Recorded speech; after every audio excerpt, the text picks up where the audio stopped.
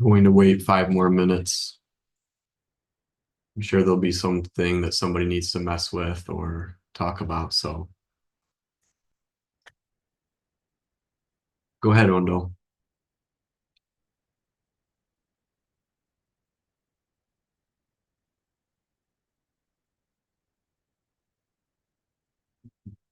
Something not working. I don't know. Is the Fridays jinxed? Oh, I think it's just Chiezan is jinxed. Uh,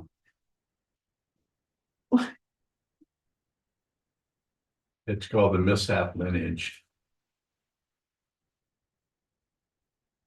And I don't know if I told that story about the fourth Trungpa Tolku and when the central government of Tibet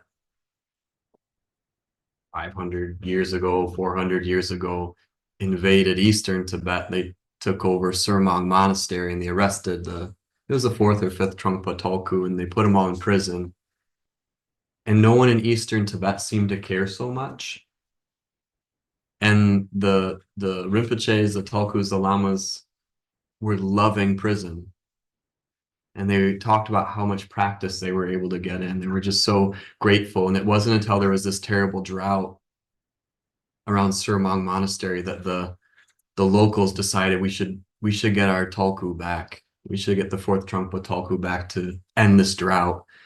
And they kind of had to be convinced to leave the Gelugpa prison because they were just practicing all day. And it sounds like they had enough to eat. And I don't know in those days, I don't know what prison was like, but I don't know if it was all that different from the austerities of cave dwelling, which most of them did.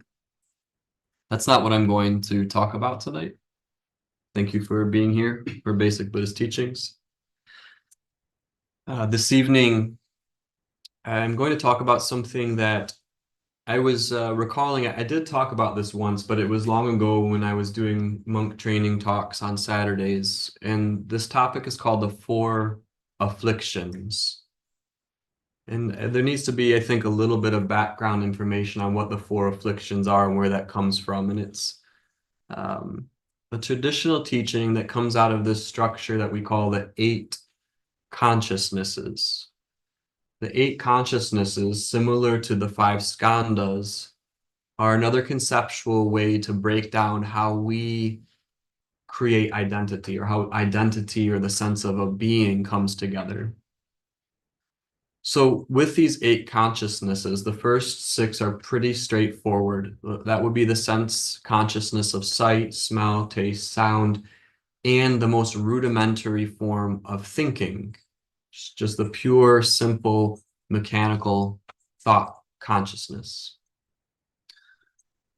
I'm going to skip to the eighth consciousness because to me, the seventh consciousness is kind of the focal point. So you have the first six consciousnesses. You have the eighth consciousness that's called the Alaya Vijnana, or the storehouse consciousness. It's also sometimes called the repository consciousness. And what I think of it as is it's a storehouse for karmic tendencies. If there is such thing as past lives, this is probably where those tendencies are stored. A more direct, tangible experience of the eighth consciousness is when we all share a similar physical environment and experience, and yet we all have tremendously different responses. Someone has a very positive experience, someone has a very neutral experience, someone has a very negative experience.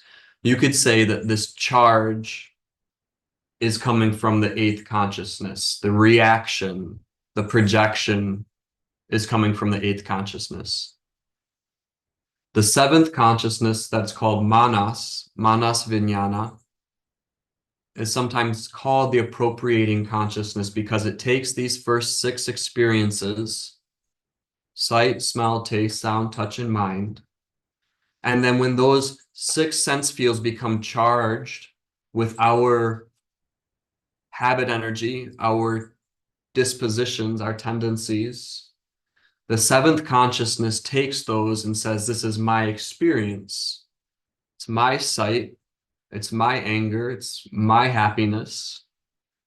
And so this seventh consciousness also could be called the ego. And the four afflictions can be talked about as occurring in the seventh consciousness. And I'm not planning to talk about Vasubandhu tonight. I don't want to. I probably couldn't. But I did want to read the one verse from the 30 verses that directly addresses Manas Vijnana. It's actually several, but in verse 6, it specifically talks about these four afflictions. And this is Stefan Anaker's translation, which has been studied a great deal. I would imagine perhaps hundreds of times we've been through these 30 verses, going way back. So the 6th verse goes like this, and this is in reference to Manas Vijnana. It is always conjoined with four afflictions: obstructed but indeterminate, known as view of self, confusion of self, pride of self, and love of self. And so just the one comment about that, when it says obstructed but indeterminate, my understanding of that, which is pretty limited, is that these four afflictions really seem to get their hooks in us. Love of self, pride of self, self-delusion, self-reference, but fundamentally indeterminate, meaning they have no karmic disposition. They're not actually charged towards something. It's through the appropriation of these consciousnesses, through the appropriation of our positive, negative, and neutral experiences, they become karmically charged. So what I really wanted to talk about were these four afflictions, and I thought I would give you the Sanskrit too, just maybe it's interesting or helpful, but the view of self is called Atma Drishti, Atma meaning self. Self-delusion is Atma Moha. The pride of self is Atma Mana, and the love of self is Atma Sneha.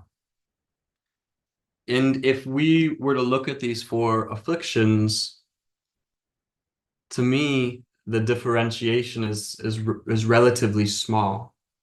They all root out of the misunderstanding of self and other, and it may be more just the way in which we tend towards one or a couple, or the way in which we tend towards all four. But you could start out with the view of self. Very simple. It could almost be relatively objective. Just, I am here. I am functioning. I am existing. I am feeling, seeing, smelling, tasting, touching. Delusion, self-delusion, to me, has a layering on quality. It has just the relative logic and the objectivity that can function because we believe we're here and something's there, and so we interact with it. But the delusion seems to be a further layering on. In the traditional teachings, this would be called the imagined nature. Pride of self has a certain edge to it.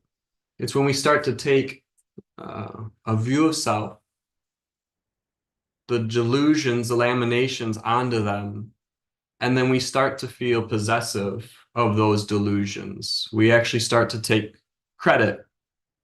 We start to hold territory in such a way that we feel entitled to our very logical possessiveness. So there can be quite a bit of defensiveness with the pride of self. And the love of self can just be a sort of self-adoration. To me, it's kind of an extension of pride. It may not have the same sort of paranoia around it, but just how wonderful that I've figured this out. I've been able to accomplish so much. When we look at the structure of the 8 consciousnesses, if we talk about this in the way that Sokuzan's teaching, it's not a matter of these 4 afflictions ceasing. Because in essence, all of the 8 consciousnesses are delusions. As long as they're solidified, as long as they're differentiated in such a way that we feel that we can possess or deal in them. But it does seem important to look at how we use these 4 afflictions as protectors, how we use them to create a narrative that allows us to hold the territory of identity. If it were just the first 6 consciousnesses, I think it would be much simpler because, again, those first 6 have a relative objectivity. They have a relative functional quality to them. But at the level of the 8th consciousness, where these habit energies, these dispositions, these tendencies start to latch on, it becomes inflamed, it becomes illogical, you could say, through a sense of emotionality. There's no disbanding in a sense of getting rid of the 8 consciousnesses. And perhaps in part because, as Chiezan would say, they're not real, they're not something to be gotten rid of, but there's something to be seen clearly. And so if the 7th consciousness is no longer appropriating through self-love, through self-pride, through self-delusion, through self-reference, the habit energy, the tendencies, the dispositions may continue to function. But if they're not grasped, it's almost like an image of a weapon. Like if you grasp the habit energy, then you wield it for and against things. Whereas if it's not grasped, it's able to just function. And this is just a way of talking about it.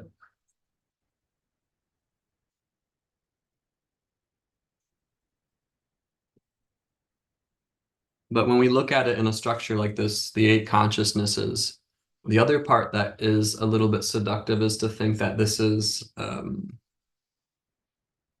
can be worked with objectively. But when we get into the actual practice of looking directly at these 4 afflictions, love of self, pride of self, self-delusion, self-reference, it's exceptionally painful because we're not just maintaining self through logic. It's not just we're telling ourselves a reasonable story. There is an irrationality to it because of the rawness that we see or perceive our world without those 4 afflictions.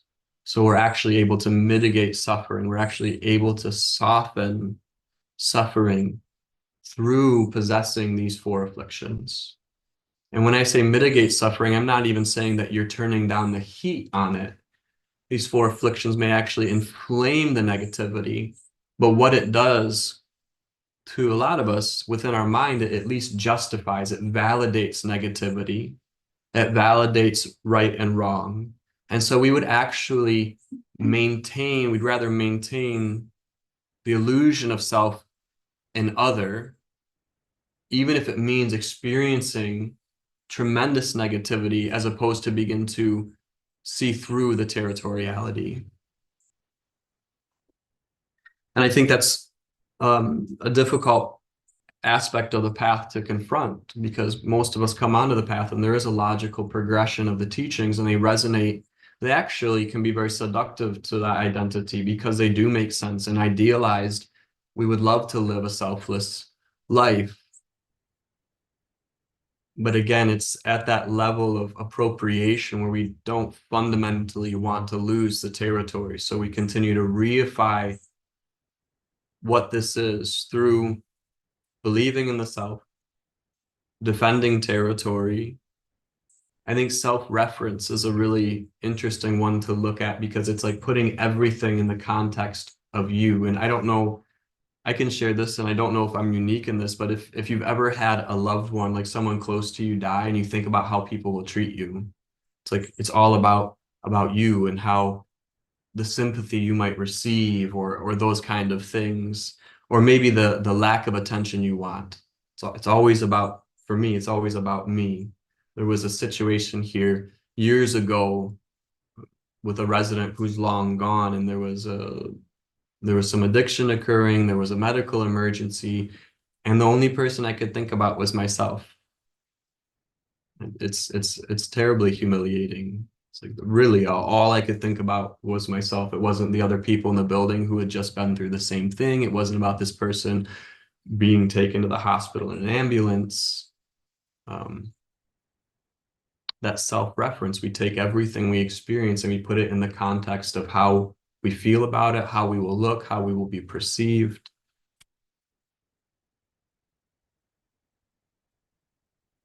So just one more time, I thought I'd read the 6th verse and see if there are any questions. It is always conjoined with 4 afflictions, obstructed but indeterminate, or without karmic directionality, I guess you could say, or without, it's not positive, negative, or neutral. Known as view of self, confusion of self, pride of self, and love of self, or Atma Drishti, Atma Moha, Atma Mana, and Atma Sneha.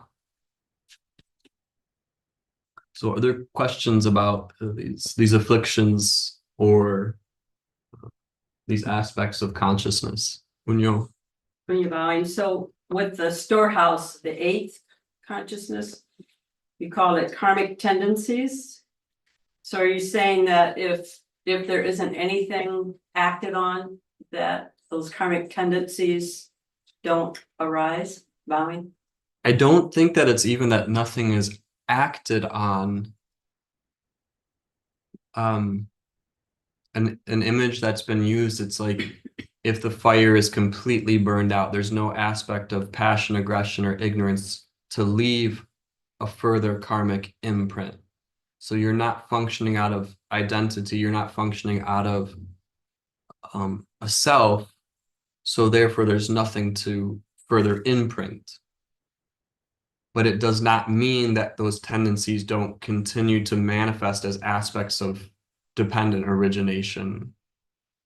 So I don't understand from what I've studied with Sokuzan and having studied this a little bit, that a realized being, there's absolutely the 8th consciousness just ceases to function. It just seems that it's no longer recognized as personal.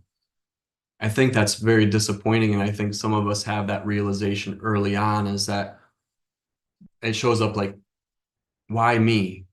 Why do I have to be this way? I didn't choose this. So this is us battling the 8th consciousness, these things that are just coming down, they're functioning, and we never had a say-so in any of that. Sokuzan will say, you didn't choose, the color of your hair, how tall you are, the shape of your ears. And there was somebody years ago that Sokuzan was relating to who was just furious at his mom and dad for having him because he didn't get a choice. And so to me, that very much resonates of the 8th consciousness. When you're bowing, and maybe you answered this and I didn't understand, but do we still have karma to fulfill then? Bowing? If what? If the 8th, if nothing happens in the 8th with those tendencies. I don't know. I think one way you could say it is if karma needs to be fulfilled, it fulfills itself. It's not, again, it's not personalized, although it may be happening in a localized sense because we're embodied. So what's interesting to me is when you listen to Sokuzan teach, there's no need to end dependent origination or to interrupt dependent origination. Dependent origination is not the problem. It's not real. It's the sense of ownership or the feeling that dependent origination is very personal that needs to be investigated. So I don't think, again, that anything in the 8th consciousness needs to cease so much as the aspect that is continuously grasping at those illusions, which we call dependent origination.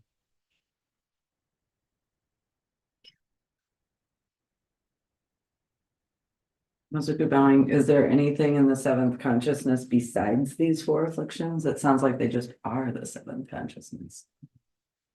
Well, I don't know that any of this actually exists in a physical or temporal sense. It's a way of conceptualizing, it's a way of creating concepts to investigate consciousness. So if you wanted to, I'm sure you could create 8 afflictions, or I'm sure you could reduce those down to 2 afflictions, just like the poisons.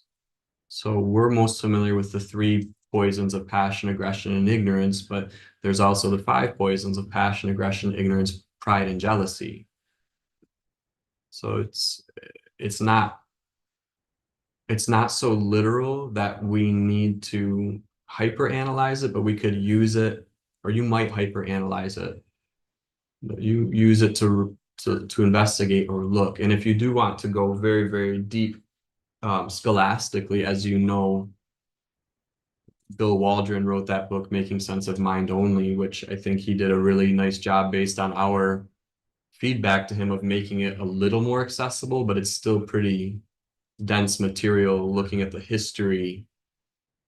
It's very historical, I would say. I think he does a nice job historically looking at the Pali Canon and the evolution of the different schools of thought with Madhyamaka and Yogacara to say this is how these 8 consciousness came to be in a conceptual sense. I think my question is partly trying to understand better the indeterminate part, or I think you said it was not karmically directional, the 4 afflictions. And so I'm just, yeah, it seems like they are the structure of ego. So it seems like that would be karmically really charged. I'm confused about that part. It comes to me, if it would be at the appropriating level. The causes and condition for anger have nothing to do really with this locality. But when those causes and conditions come together and that anger arises, we do something with it, which is either try to get rid of it or find a source that we can blame. And so the energy in and of itself has no personal quality, nor does it have any predetermined karmic disposition. It's really at the level of us solidifying it or appropriating it to say, this is my anger, this is my jealousy, this is my pride, and I have a right to feel this way, or even saying it's unreal. That story spins the same, it seems like it spins the same cycle because it's still an identity trying to make it about me. It's not mine, it is mine.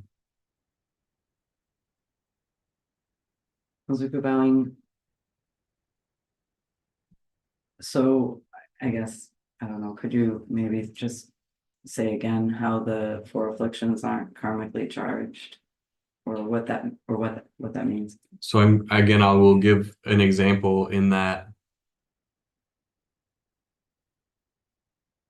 the causes and conditions, meaning that the infinite variables, both that we can recognize and variables we cannot recognize, come together so that the energy of aggression arises. That aggression isn't positive, negative, and neutral in its most raw sense. It's Trungpa Rinpoche would talk about it as just simply energy. And to me, that's why it can be there and present and functional on the bodhisattva path. But what tends to happen, those causes and conditions for anger come together, the energy arises, and we find it distasteful, so we do something with it. We actually further that cycle. We express it internally or externally. We take it personal. We blame others for it. And to me, it's at that level that it takes on that karmic direction or that karmic quality. So with the way Sokuzan talks about it, and this is something he asked me to talk about initially, and I think it's the first time I asked him if I could not talk about something.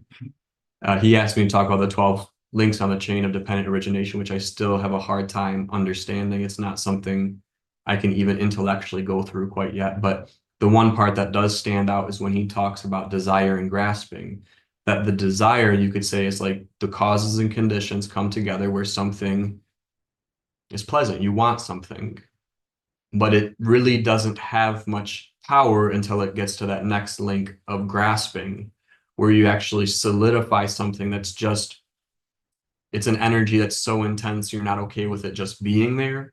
So we have to take it personally and we create a container around it and we function out of it.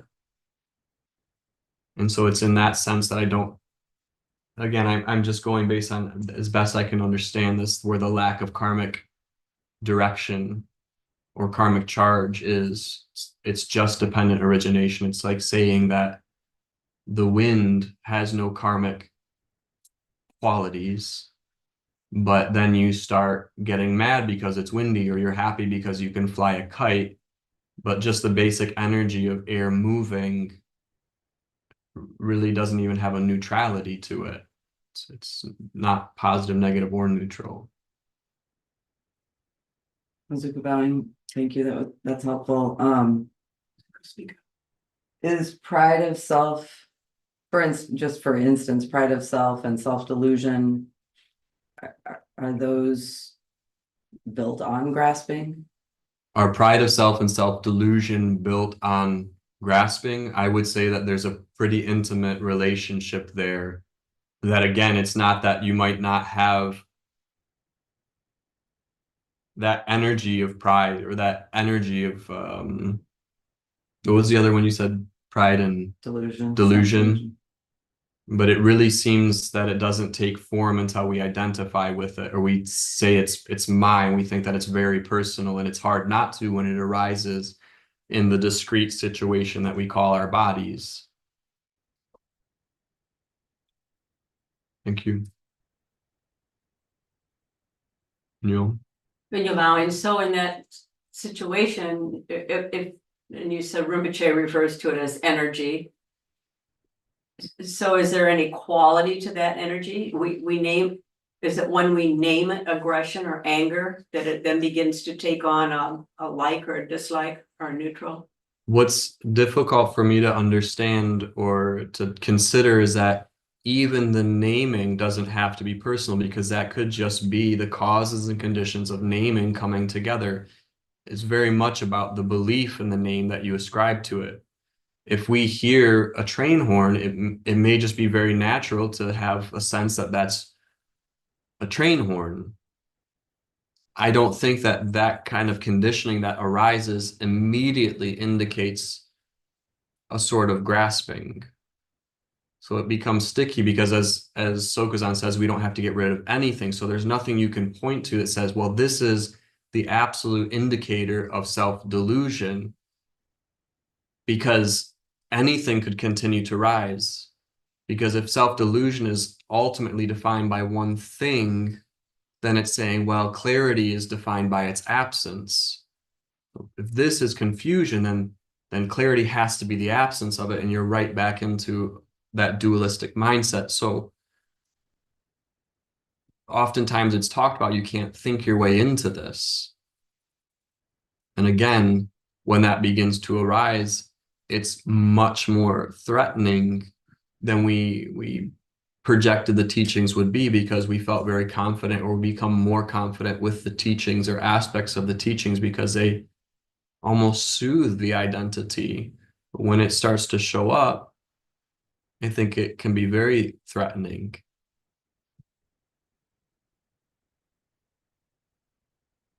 Yvonne, I'm still looking at that at the karma. When we're born, we have evidently some karma that we have to live out. And I think Sogazan was talked about with Rinpoche, that he still had karma to live.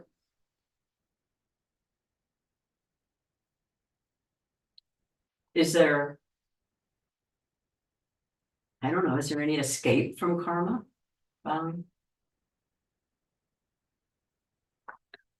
The way it shows up to me is the idea of being ensnared by karma, or being able to escape from karma, still has the mentality of accomplishing the path.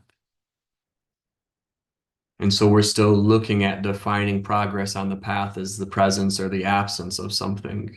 And that's where it's so it's like a migraine. It's so disorienting, because we can't really get a foothold on this.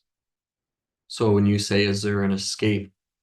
from karma, it shows up to me as I still want there to be some sort of relief that is the absence of what is coming down, coming down the hill, coming down the slide.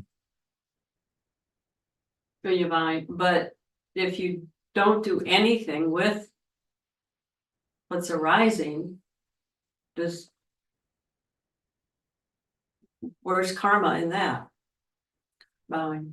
Well, again, it's what's curious is you can't actually not do anything with what is arising. There's still some sort of positionality that requires an absence of functioning, an absence of doing something with the karma. It still has to do with a narrative that makes sense conceptually.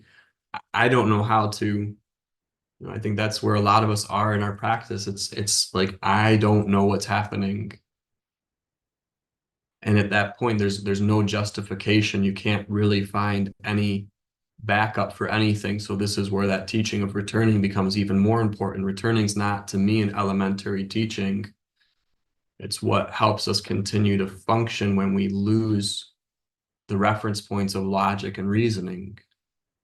So I don't know that I can answer your question other than to say anything that you say, if it makes you feel better about it, that good feeling can only last so long and it won't actually carry you into anything. This is some of the teaching I was getting from Sokuzan today in my Dokusan. Essentially just reminding me that whatever experience I'm having won't last, doesn't really define anything, and what it does define is doesn't need to be focused on because it's not substantial. It's not an indicator. It's just this is the way the the moon is waxing and waning. This is the way the breeze is going today. To me, it's very disappointing. Thank you. So Corinne. So Corinne Bowing, what are you focusing on? Having a hard time focusing, as you know. I don't know. I am trying to give my attention to my practice. I'm trying to give my attention to Sokuzan, but I can't say I'm feeling more. Is that the term moored? Like you moor a boat? I'm not feeling particularly moored right now, and so again, this is why that idea of returning. It's almost it's a type of conditioning. It doesn't have to be reasonable. It's not necessarily returning to a concept. It's just the very gesture of returning. So I don't know if I were to say anything, just trying to continue to return to my practice. So Corinne Bowing, what does it mean to return or focus on your practice when that is arising in your practice? I think in a very literal sense, this doesn't have to be abstract at all. I mean, trying to find time to sit in meditation. So Corinne Bowing, if in your meditation there is phenomena arising and you don't know what's happening, where do you focus? Well, to me, the nice thing is once you get to the cushion, that there's no need to navigate from there. So I don't understand my practice to be needing any focus once I sit down. So there's no real agenda or roadmap. And so the focus is, I don't know that I would use that word so much, but the returning to sitting down, if we want to call that focus or intention, but yeah, is there more? So Corinne Bowing, the distastefulness, I think, I can't remember the word you used. When the discomfort arises and the seventh consciousness arises alongside of it. Okay, let me ask it differently. Does suffering have an identity?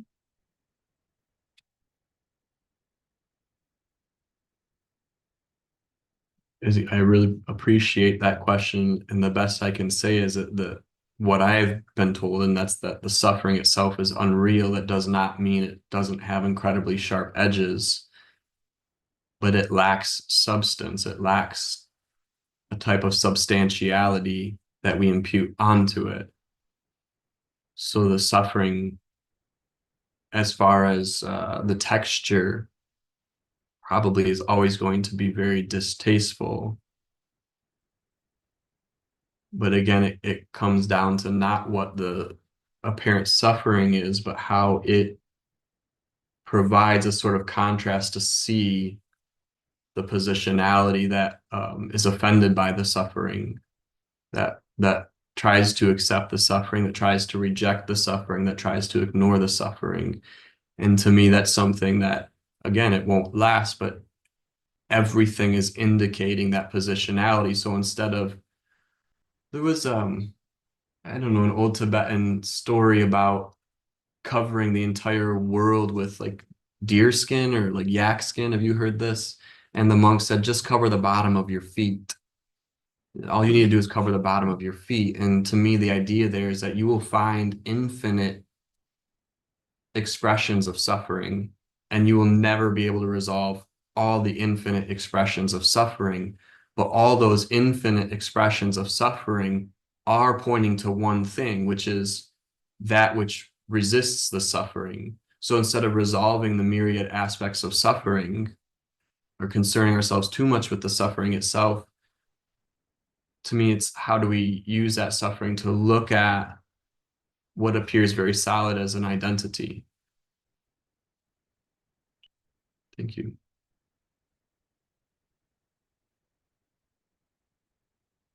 Go ahead, Navid.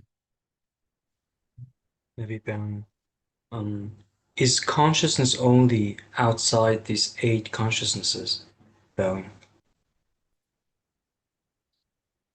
I don't know from a technical standpoint.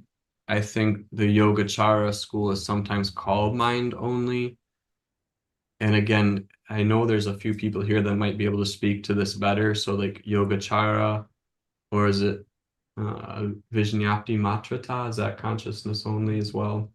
And I think they're talking about two different things conceptually.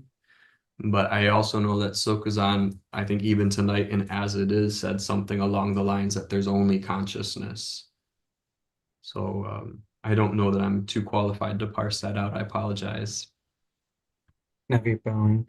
I have another question about consciousness only. I was wondering if consciousness only, does that still feel like a self? Bowing. I don't know. I think that particularly on the Bodhisattva path, whatever material arises can be used for the benefit of others if we're not filtering it through the belief in an identity.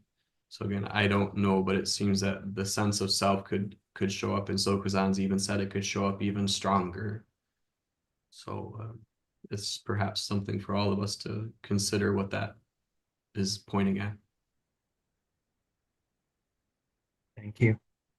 I'd like to close for the night. Thank you very much.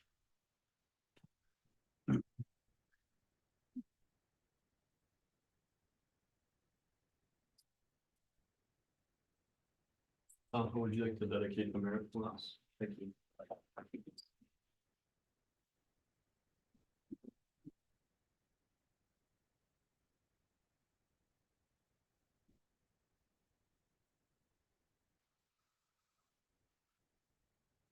May it bring us into all places so that we and every sentient being together can realize the Buddha's way. Jiva San Chi Shifu Shi So Sa Mo Ko San Moko Ja Oro Mi. The 10 directions, the 3 times, all Buddhas, all venerable ones, Bodhisattvas, Mahasattvas, the great Prajna, Paramita,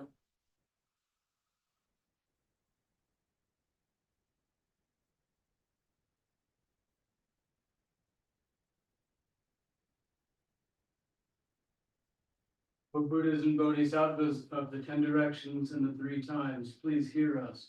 Please come down out of the light and protect Sokokoji Buddhist Temple Monastery, its temples, buildings, families, friends, guests, and visitors.